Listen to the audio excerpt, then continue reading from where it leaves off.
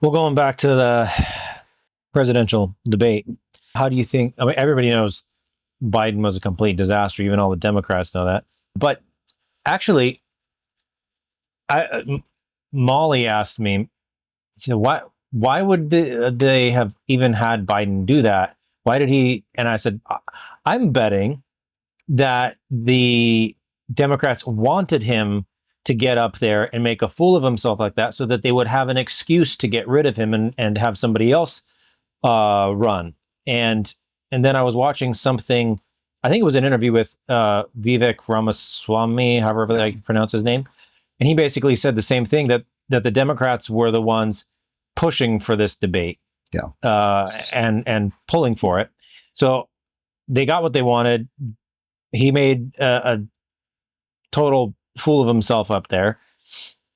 But how do you think Trump did? What does Trump tend to get right? Where do you think he's missing it? And then what about Kennedy? Okay, so I'm assuming you're talking about substance and content and what he is actually standing for versus his style. And right, yeah. Yeah, so first of all, I would say that I agree with your take and Vivek Ramaswamy. In fact, on several programs that I was on before the debate, I was asked, what do you think of the upcoming debate? And my usual refrain was, well, assuming that it takes place, and we don't really have any assurance that it will take place, because Joe Biden, they may be able to juice him up with enough drugs, but they have found when they've done that in the past, as with his State of the Union address, where everyone thought that he had really vindicated himself and knocked it out of the ballpark, it was obvious that he was a different Joe Biden. But then the next time he was on television, he was nearly comatose. A certain anesthesiologist, who is a major anesthesiologist, who is a friend of mine, has said that he knows precisely the drugs that they must be using, because I saw that. I said, look, assuming that he does show up, he is either going to be juiced up to the extent that he gets very aggressive and wild and does his usual screaming as he did in Philadelphia, or he is going to be non-compos mentis, and it will, either way, it will look very bad for him, and that this is probably most likely being planned as the exit strategy to get rid of him. And I said, so if it's almost certain he's not going to come off well, so why would his handlers do that? It's because they know they have to switch horses. And so they have to have a good excuse to get him out of there. Who do you think they are most likely to try to replace him with? So, yeah, I've been asked that a lot too. And my standard answer has been, well, for the past year, probably the past 2 years, my main favorite, not my favorite, but the one who I believe is going to be brought forward is Michelle Obama. And there's Gavin Newsom waiting in the wings too. There's Gretchen Whitmer, governor of Michigan. There's Hillary Clinton. She still hasn't given up yet. She still has a strong presence in the Democratic Party. And there are a few others, but those are the top contenders. But Michelle has been promoted the heaviest by all of the media, by Oprah, by Ellen DeGeneres, all of the Hollywood. She's a minority in so many ways. She's a woman, and she's black.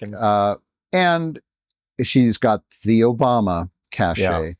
So she has appeared on the covers of countless magazines. Is that your phone alarm going off? Yeah. No, it's an actual call. Oh. That's Joe Biden calling. Oh, okay. Yeah.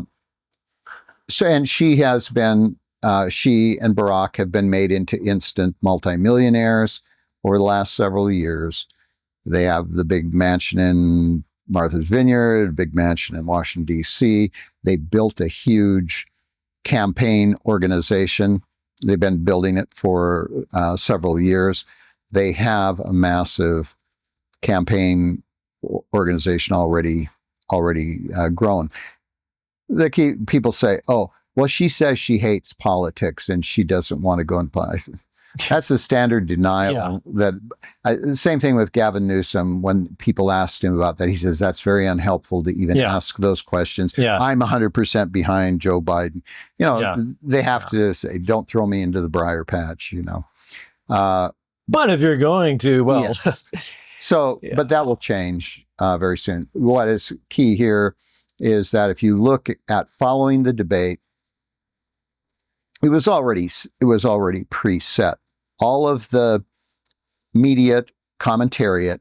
So CNN hosted the debates, and immediately after the debates, they had a panel of seven or eight top consultants and commentators there, including many who were former or current Democrat leaders. And it started off with John King, CNN political senior correspondent, and he had a monologue talking about, I was just with all these Democrat leaders and they were all in panic mode. They're saying, we got to do something. We got to get rid of Joe. He says, this is a time where, it's obvious that it's time we have to change horses. Then it went down the line. David Axelrod, who is one of the big names in Democrat politics, he was a big advisor to Bill Clinton and Barack Obama. He said quite a bit the same thing, as did Van Jones, who was Obama's energy environment czar. So it went down the line. They were all talking about, this is terrible, we can't go with Biden. So that was all. These were all the talking heads who had been denying for the last 3 years that there was any problem with Biden. Now they're all saying, on cue, this is time to go. And since then, over the past week, we've seen various Democrat leaders in Congress and additional voices coming out saying Biden has to go. So it's clear they plan to dump him.